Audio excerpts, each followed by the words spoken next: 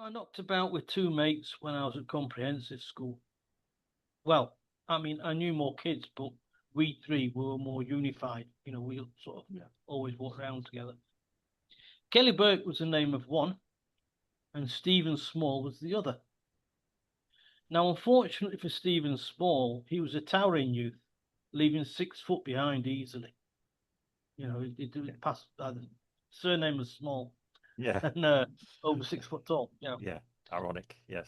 It's one of those freaks of nature where his parents would have been thinking, when will it stop? When will it stop? It is growing. Yeah, What I'm trying to say is that he was his to spot in a crowd. yeah. So, so one fine day, I was on my way home from school. In them days, we walked. We didn't have parents to pick us up. And in the near distance, I saw Stephen walking on with some other lads. So I ran after him, and to surprise him, I jumped on his back. And I said, Smalley, you bastard. Yeah. Only who got the surprise was me, because it wasn't him. It was a sixth former with a similar height problem. Luckily, luckily he saw the funny side of it, and Yeah, off they went. yeah. So I suppose we've all done it, mistaking somebody for somebody else. But I must admit, even I find it difficult to believe that for 3 months a nurse was impersonating another nurse in the A&E department of the local hospital, and nobody at the Countess of Chester Hospital in Chester noticed. Especially when it was Lucius Njoku. He's a Nigerian guy, 33, using the identity credentials of his friend Joyce George as a healthcare assistant. So not one of his work colleagues noticed he wasn't Joyce, despite him wearing her photographed name tag on the front of his clinician's coat, the white coat. Yeah. For over 2 months, he washed and dressed patients at the hospital and carried out observations. All was going well until a patient pulled him up and he tried to convince him that his name was Joyce. So I can imagine him giving somebody a bed bath and, getting ready to go around the Urkhams, Yeah. and all of a sudden they realized that his name tag was not, As it should you be. know, Yeah. he was not Joyce. Mm. The real Joyce worked at the hospital through an agency. She allowed him to do her shifts. Right? And Njoku's wife is also an NHS employee in Ellesmere Port. So Njoku and this Yeah. Joyce lady are not married. They were just friends. So Njoku pleaded guilty of fraud by false representation and was sentenced to only 80 hours community service and a 16-week bender for 12 months. 16-week bender for 12 months, the 16-week prison sentence suspended for Yes. 12 months. Yeah. The prosecutor, uh, in, prosecutors are supposed to go in hard, you know. Mm. Prosecutors are supposed to go in hard to get the Yeah. maximum. Yeah. But he was defending the guy, and he said that at least nobody got hurt in the hospital. Oh, that's good. Yeah.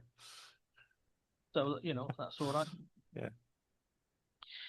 Now, surely somebody on the management team has to be sacrificed from the hospital, as one would have thought that they would have been more observant with their staff, as it was the very same hospital Lucy Letby killed all those babies and is serving a very long time in prison, 15 life sentences Mm.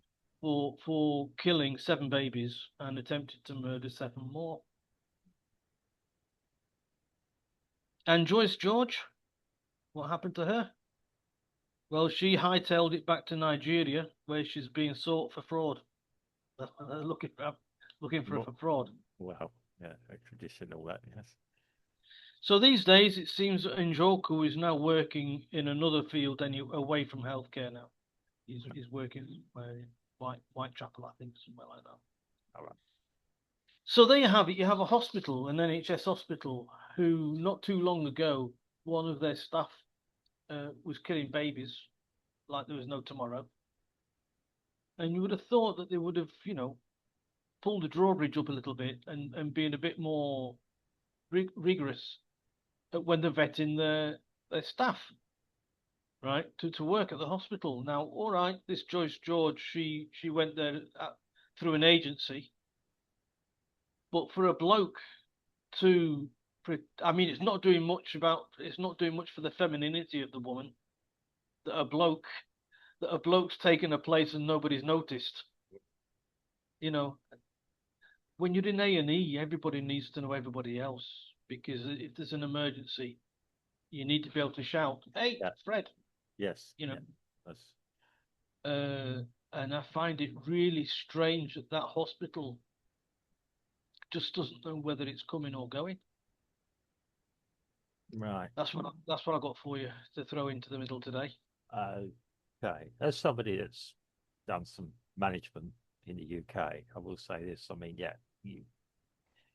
when you first do bring people in, you induct them. Now, it sounds like if she's agency, it sounds like they might have a lot of agency nurses come in, male and female, and possibly given, yeah, you say somebody should have noticed. Most of us go to work in the world and we don't really pay. I think it sounds odd. If you've got a turnover of staff, you're not really going to pay too much attention or form close bonds with people. Yes, that's what you're talking about. If you've got a team who do trauma, like in the NHS, yeah, maybe yes, they would need to know each other because that'd be trust and everything else, and need to We're understand not, things. we're not talking meat packers here. We're not No, I talking. know, We're not talking warehouse work. but We're this, talking about hospital where yes, sleepers are having contact. We don't know who they are having ex- contact with vulnerable people. yeah. Well, this is the point I'm making. If there's agency staff working there, another person from an agency, they probably wouldn't think of it. The only person that would probably think of it, it would have to be the shift supervisor or someone of that similar nature, or site manager, or the manager, because they would have to induct this person. Now that's where it would seem a bit strange. Now, there could be a couple of things going on here. Nobody's actually picked up the guy hadn't been inducted, or he's been well instructed by the other person whom he's trying to impersonate. What I'm saying is, He was wearing her crash hat. well, He was wearing her badge. Come on. yeah, okay. How often do you look at a badge? The badge, if it's an identity card, might be something that swipes in and gets in and out and things like this. Probably no one has ever bothers to look, and especially if it would be agency staff. I'm telling you, it's real world things. If Well, you hospital should be different. well, it should be, but it's evidently real world. Now, are That you hospital, which is why I think the manager should be thrown out on his ear. well? This is it. There has to be an inquiry. What has gone on? Now, I'm not the prison sentence and whatever sentencing happened. Okay, it got caught, but it is a very strange thing. I agree. All I'm just trying to play is devil advocates here and say what may have happened. That the staff are too busy doing their own job, as you would be. We're not all security men. When I was a site manager, I was a security person on the site to a certain extent. That I would walk around, and if there was somebody new, it would be my job to go and challenge them. Yeah, can I see your credentials, for example? Yeah, because if I would have had to sign them in, I'd have had to site inducted them, and to make sure they knew where the fire exits were and everything else, and knew procedures. That Yes. would have been down to me. Now, unless there's a cast of hundreds in here, but in which case there'll be local supervisors. Yeah, and I'm with you a little bit on this. Why wasn't it picked up? But to ordinary staff might not necessarily be that bothered because they're getting on with their job, they're getting on with their role.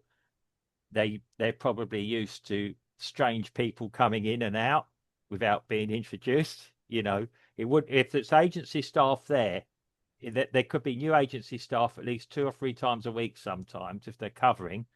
Nobody would probably pay any attention. There's a new Right. face.